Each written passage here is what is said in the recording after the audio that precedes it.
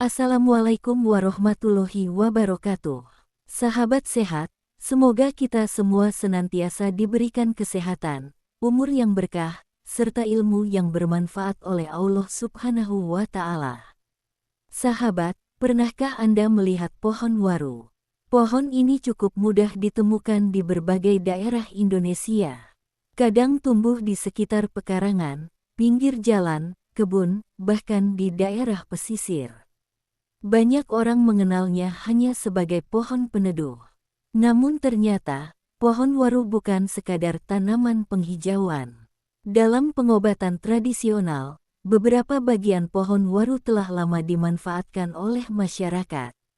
Salah satu bagian yang menarik perhatian adalah daunnya. Lalu, apa sebenarnya yang membuat daun waru menarik untuk dibicarakan? Apakah benar daun waru mempunyai manfaat untuk kesehatan? Mari kita mengenalnya lebih jauh. Mengenal daun waru. Sahabat sehat, waru atau Hibiscus tiliaceae L merupakan pohon yang dapat tumbuh di daerah tropis. Tanaman ini juga cukup dikenal di wilayah pesisir karena mampu tumbuh pada lingkungan tropis dan subtropis. Persebarannya sangat luas, termasuk di Jawa, Sumatera, Kalimantan, Sulawesi, Maluku, dan berbagai wilayah tropis lainnya. Daunnya berwarna hijau, berbentuk menyerupai hati, dan mempunyai tangkai daun yang cukup panjang. Dalam tradisi masyarakat, daun waru telah dimanfaatkan untuk berbagai keperluan. Menariknya lagi, penelitian modern mulai mengungkap bahwa daun waru mengandung berbagai senyawa alami yang mempunyai aktivitas biologis. Yaitu 1. Mengandung senyawa antioksidan. Salah satu potensi yang menarik dari daun waru adalah aktivitas antioksidannya. Antioksidan merupakan senyawa yang dapat membantu menangkal atau menetralisir radikal bebas dalam sistem biologis. Radikal bebas merupakan molekul yang dapat terbentuk dari proses metabolisme tubuh maupun paparan lingkungan tertentu. Jika terjadi ketidakseimbangan antara radikal bebas dan sistem pertahanan antioksidan tubuh, kondisi tersebut dapat menyebabkan stres oksidatif. 2. Memiliki potensi antiinflamasi. Potensi lain yang menarik adalah aktivitas antiinflamasi. Peradangan sebenarnya merupakan mekanisme pertahanan alami tubuh. Ketika terjadi luka atau gangguan tertentu, tubuh akan melakukan respons peradangan sebagai bagian dari proses perlindungan dan pemulihan.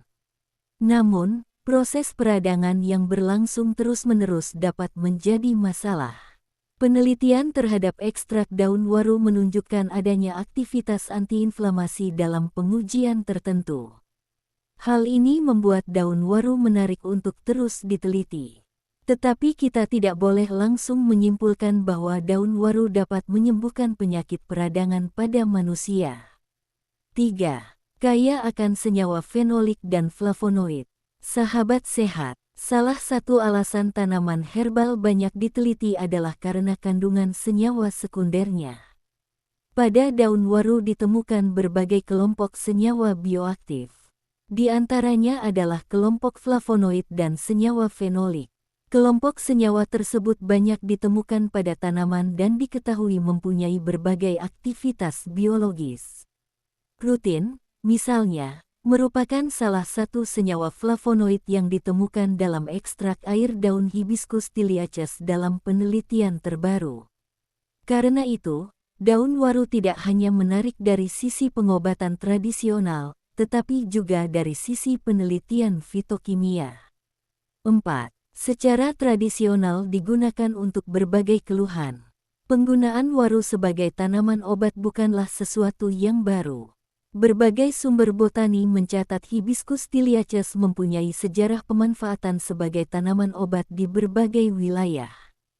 Dalam pengobatan tradisional, bagian daun sering dimanfaatkan untuk berbagai keluhan. Cara pemanfaatannya tentu berbeda-beda menurut daerah dan tradisi masyarakat. Namun penting untuk membedakan antara digunakan secara tradisional dan telah terbukti secara klinis. 5. Berpotensi mendukung kesehatan kulit. Daun waru juga menarik untuk dibahas dalam kaitannya dengan kesehatan kulit. Adanya senyawa antioksidan dan aktivitas antiinflamasi dalam penelitian laboratorium membuat tanaman ini berpotensi untuk diteliti lebih lanjut dalam bidang kosmetik dan perawatan kulit. Namun, jangan langsung mengoleskan bahan tanaman mentah ke kulit yang terluka atau mengalami penyakit kulit. Kulit setiap orang memiliki tingkat sensitivitas yang berbeda. Jika ingin menggunakan produk herbal pada kulit, sebaiknya gunakan produk yang formulanya jelas dan telah melalui pengujian keamanan. 6. Berpotensi menjadi sumber bahan alami. Sahabat sehat, salah satu hal menarik dari penelitian tanaman obat adalah kemungkinan menemukan bahan alami baru yang nantinya dapat dikembangkan menjadi produk kesehatan. Daun waru mempunyai berbagai kandungan fitokimia yang menarik. Penelitian terhadap ekstrak air daun waru, misalnya, tidak hanya mengamati aktivitas antioksidan dan antiinflamasi, tetapi juga meneliti aktivitas biologis lain dari senyawa yang berhasil diidentifikasi. 7. Tidak hanya daunnya yang bermanfaat. Sahabat sehat, waru sebenarnya merupakan tanaman serbaguna.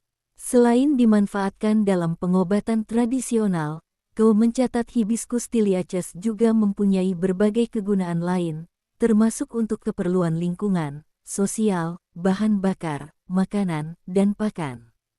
Jadi, tanaman ini mempunyai nilai yang lebih luas daripada sekadar tanaman peneduh. Di beberapa daerah, waru bahkan mempunyai hubungan dengan kehidupan masyarakat sehari-hari. Inilah salah satu kekayaan tanaman Nusantara yang menarik untuk kita kenali. 8. Mengapa penelitian daun waru masih penting?